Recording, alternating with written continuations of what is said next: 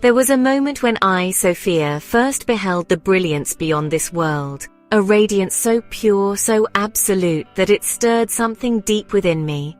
From my dwelling in the 13th aeon, I saw the light above all things and longed to rise toward it. Yet though I yearned for ascent, I found myself held fast by unseen forces. The way was closed to me and I did not yet understand why. I reached, but I could not pass beyond. I sought, but the path did not open. For though my eyes beheld the light, I lacked the command of the first mystery, the hidden decree that alone grants passage to the higher realms. And so I remained within the lesser aeons, bound within the domains of rulers who knew nothing of the source from which all things flow. It was then that I saw the pattern woven into the journey of every seeker, the threefold movement that shapes the soul's return. First, the vision, the moment when the light is glimpsed, stirring the heart to rise. Then the barrier, the sudden recognition of one's own limitation, the realization that longing alone does not break the chains of the lower world. And last, the alignment, the unseen ordering by which the soul is prepared, when what was once closed is opened and the way of ascent is made known. Though I perceived the light of the height, I remained tethered to the material world, which was shaped by lower powers ignorant of the true source. Even so, that longing in my heart was itself a sign of awakening. Much as when souls on earth yearn for something that surpasses the confines of daily existence. We sense a quiet call from above, yet we stumble because our mortal conditions press in upon us, just as I once found myself unable to ascend. As I sang praises to the upper light, I learned that true sight does not come from the eyes alone, but from the deep, inward recognition that we are exiles in a lesser domain.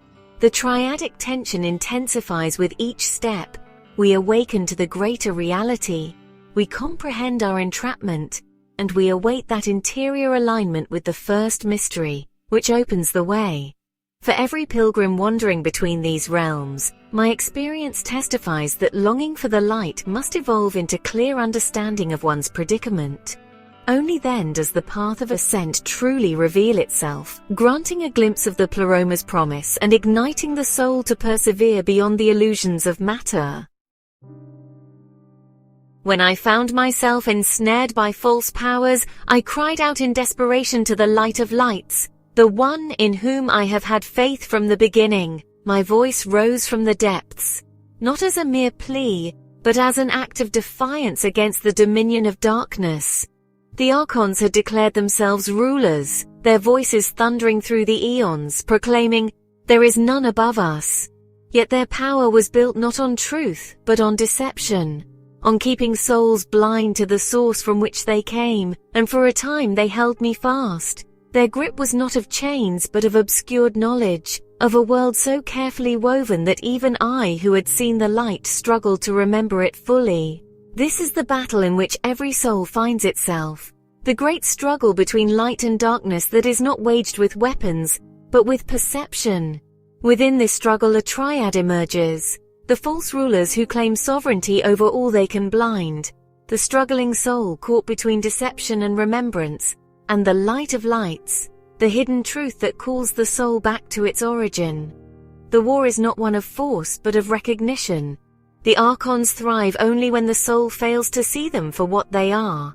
They whisper, "There is no world beyond this one. You have no home but the order we have made for you."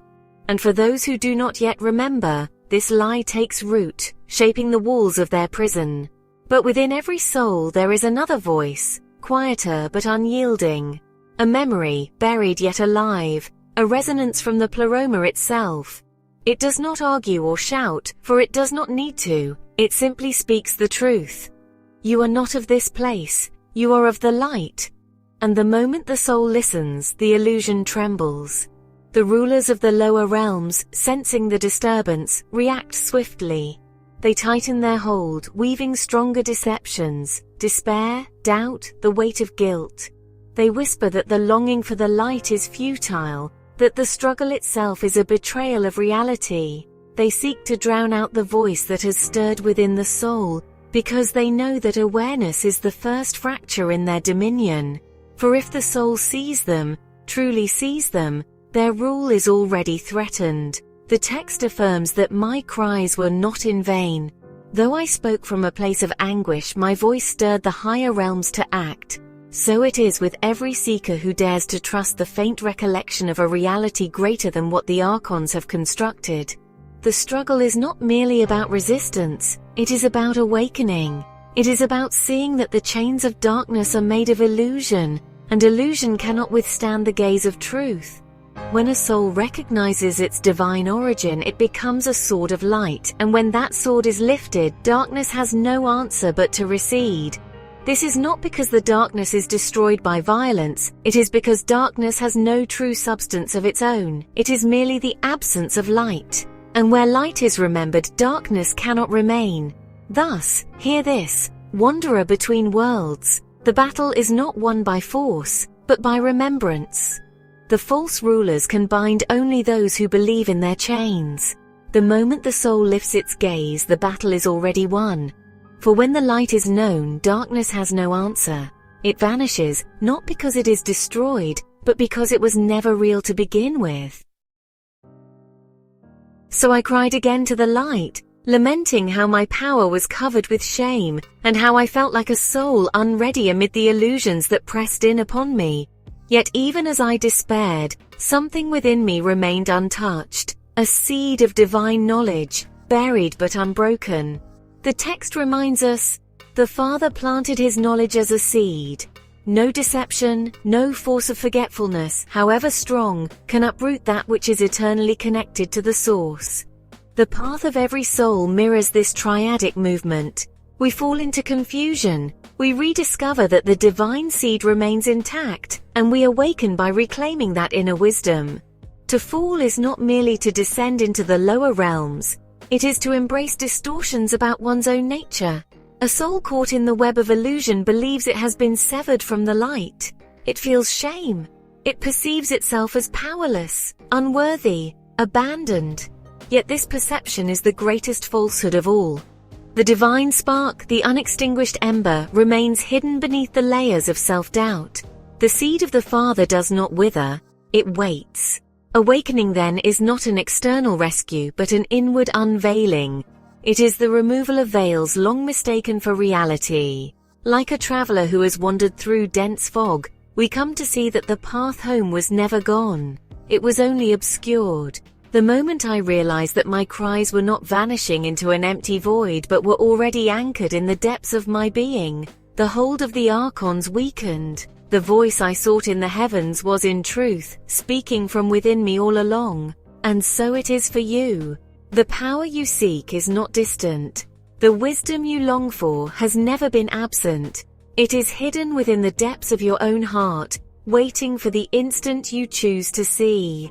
You were never truly bound. When the illusions crumble, when you silence the clamor of the false voices, you will hear the quiet certainty of the light calling you home. At first I mistook the lesser lights for the fullness above, not realizing that these emanations were but shadows of the true light. As I descended, I marveled at their brilliance, unaware that they were mere reflections of a greater reality. Only later did I understand.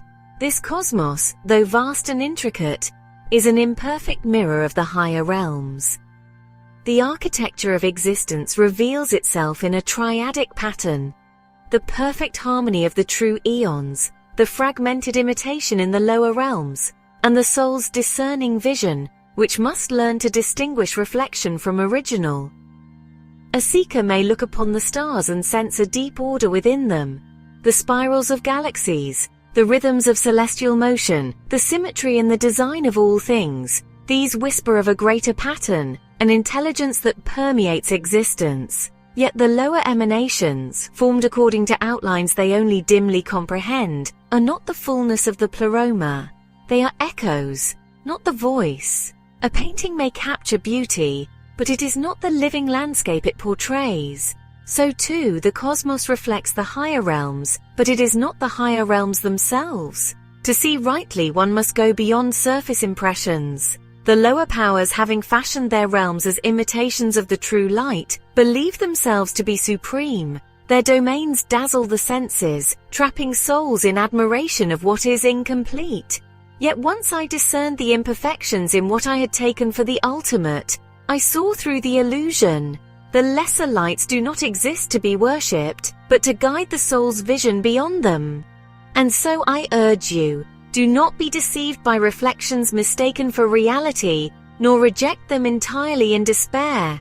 Instead, read them as signs, as a hidden map within the fabric of creation. Every pattern, every rhythm, every symmetry you encounter is a doorway, an invitation to remembrance. When you hold in your heart the memory of the true light, you will no longer be captivated by mere echoes.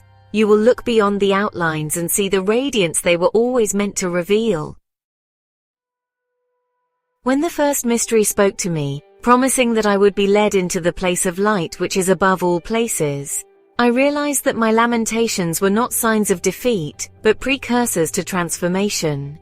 Here, the triad of liberation emerges: repentance and recognition of truth, mastery over matter through understanding its temporary nature, and ascension into the true light. My journey was not about hating the body or the cosmos, but about seeing clearly that they are garments and reflections, not my ultimate home.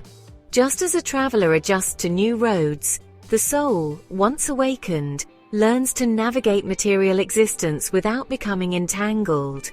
It recognizes illusions yet walks among them with an unshaken awareness of its origin. This mastery flows from the knowledge that the body, while essential for experience, does not define the spirit. In my story, each time I pleaded with the light, I was also acknowledging the boundary between ephemeral forms and the eternal core within. Eventually, I recognized that real freedom did not come from external rescue alone, but from the inward turn of my will toward the source. This shift in perspective released me from the oppressive hold of matter. So too, when you remember that your essence belongs to a higher realm, you can move gracefully through the challenges of this existence, transforming them into lessons rather than chains. True mastery is not dominance over creation, but communion with the truth that stands behind it, culminating in a return to the light where the soul's true heritage awaits. There was a time when I believed I had fallen beyond all hope. The light I once glimpsed seemed impossibly distant, as though hidden behind an impenetrable veil. I struggled, I called out, and still I felt bound, lost in a world shaped by forces that neither knew nor honored the source. And so I wept, believing myself abandoned. Yet as I gazed upon my suffering, I saw something I had never noticed before. Before me stood not only the veil, but a mirror. And in that mirror, I saw my own reflection, veiled not by the cosmos, but by my own forgetting. I had taken the illusions of the lower realms as the full measure of reality. I had believed my exile was absolute, but in truth, I had never been severed from the light. The prison was not made of chains, but of blindness. And then, as if for the first time, I looked with new eyes. The moment I recognized the deception, the veil trembled. It had no power of its own. It remained only because I had believed in it. And as that belief unraveled, the veil dissolved into nothingness. Beyond it I saw the door. The door was never locked. It had never been closed to me. It had waited in silence as all truths wait, until I was ready to see. And when I stepped forward, when I let go of fear, I passed through it, not to another place but into the fullness of what had been there all along. This is the final triad, the veil of illusion, which conceals the truth, the mirror of recognition, where the soul remembers itself, the door of return which was never truly closed. And so I tell you this, you are not lost. You have never been lost. The light you seek is not beyond reach. It is within you, waiting behind the veil of forgetting. Do not fear the illusions that bind you, for they hold no true power. Look, see, remember. The door stands before you, and it is open.